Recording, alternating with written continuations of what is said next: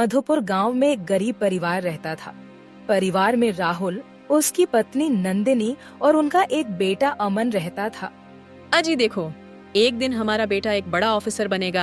हाँ, हमारा बेटा है ही इतना होशियार। वह एक दिन मेरा सपना पूरा करेगा। अमन एक बहुत होशियार लड़का था। उसका सपना कृषि विभाग में अधिकारी बनकर किसानों की मदद करना था। राहुल के पास एक छोटा सा खेत था। यही उसकी आजीविका का एकमात्र साधन था। इसलिए राहुल दिन रात इस खेत में मेहनत करता रहता था। आमदनी कम होने के कारण राहुल ने अपने बेटे का दाखिला एक सरकारी विद्यालय में करवा दिया। राहुल के खेत पर उस गांव के जमींदार की नजर थी। राहुल देखो, तुम अपना खेत मुझे दे दो, बदले में मैं तुम्हें मुंह मांगी कीमत दूंगा। तुम्हारे पास इतना पैसा होगा जितना तुमने जीवन में कभी नहीं देखा होगा। जमींदार साहब, कोई किसान अपनी भूमि का कभी सौदा नहीं करता और फिर मेरे पास केवल वही एक खेत है। अगर मैं खेत आपको दे दूंगा तो खाऊंगा क्या? मेरे परिवार का क्या होगा? यह सुनकर जमींदार गुस्से में पांव पटकते हुए चला जाता है।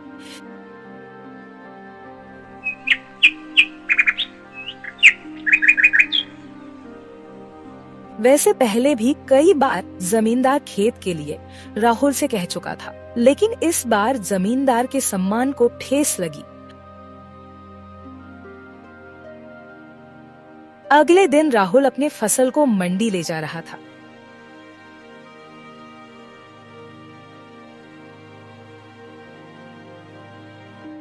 ये दुर्घटना कोई हादसा नहीं था, बल्कि जमींदार के द्वारा किया गया काम था। खैर, मौके पर कुछ लोग पहुंच गए। देखिए, इनको बहुत गहरी चोटें आ गई हैं। ऑपरेशन नहीं किया गया तो कुछ भी हो सकता है। इसलिए आप जल्द 50-60 हजार रुपए की व्यवस्था कीजिए, नहीं तो फिर मेरी कोई जिम्मेदारी नहीं। यह सुनकर माँ बेटे सदमे में आ गए और घर जाकर पैसों की व्यवस्था करने लगे। जब कोई उपाय नहीं समझ में आया तो वह जमींदार के पास गए। जमींदार साहब, मेरे पिताजी बहुत गंभीर है। मुझे 50,000 की जरूरत है, कृपया करके मुझे पैसे दे दो। अमन, तेरे पिताजी बीमार है, ये तो ठीक है, लेकिन मैं तुझे इतनी बड़ी रकम कैसे दे दूं? इसके बदले में तुझे मेरे पास कुछ गिरवी रखना होगा, जैसे कि गहने, घर या फिर खेत। नंदिनी को जमींदार की नियत सही नहीं लग रही थी, लेकिन उसे पैसों की सख्त जरूरत थी, तो वह चुप रही। जमींदार साहब, मेरे पास गहने तो नहीं है, लेकिन अपने खेत को आपके पास गिरवी रखता हूं, क्योंकि अगर पिताजी को कुछ हो गया तो मैं खेत का क्या करूंगा? जमींदार अपने मंसूबे में सफल हो गया। राहुल और उसका परिवार जमींदार के चंगुल में फंस गए। कुछ समय बाद राहुल की हालत में सुधार आ गया और वह अपने घर आ गया।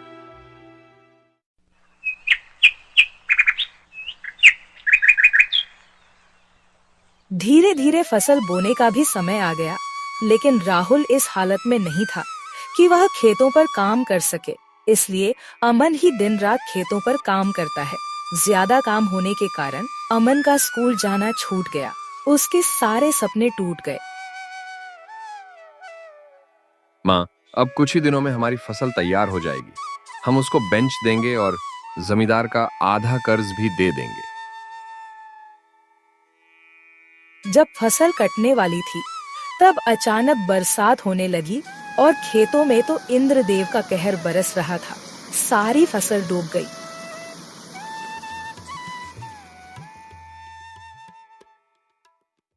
राहुल, तुम्हारी फसल बर्बाद हो गई है और तुमको कर्ज लिए 1 साल हो गया है। इसलिए अब मेरे पैसे दे दो। मैं अधिक दिनों के लिए उधारी नहीं रख सकता। जमींदार साहब, इतना अत्याचार ना करो हम गरीबों पर।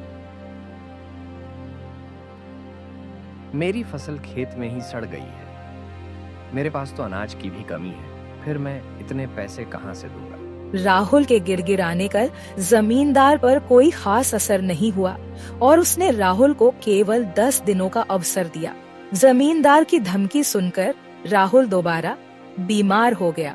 धीरे धीरे 10 दिन भी गुजर गए। तब ही एक दिन जमींदार पांव पटकते हुए फिर राहुल के घर आया। राहुल, आज 10 दिन से ज्यादा हो गए, लेकिन तुमने मुझे पैसे नहीं लौटा हुए। अब तुम अपना खेत मुझे दे दो, क्योंकि पैसे तुम दे नहीं पाओगे। जमींदार जबरदस्ती राहुल का खेत अपने नाम करवा लेता है। अमन और उसकी माँ कर्ज के कारण कुछ नहीं बोल पाए। राहुल को इससे गहरा आघात लगा और वह स्वर्गवासी हो गया। अमन और उसकी माँ बिल्कुल अकेले हो गए। इतना होने के बाद अमन ने दिन रात मजदूरी करके पैसा इकट्ठा किया और एक कृषि प्रशिक्षण केंद्र बनाया। राहुल का स्वभाव मिलनसार था। वह किसानों को अच्छे बीज, खाद और दवाइयाँ उपलब्ध करने लगा। धीरे धीरे लोग उस पर विश्वास करने लगे। लोगों की एक बहुत बड़ी भीड़ उससे जुड़ गई। वह गांव-गांव जाकर लोगों को सचेत करता।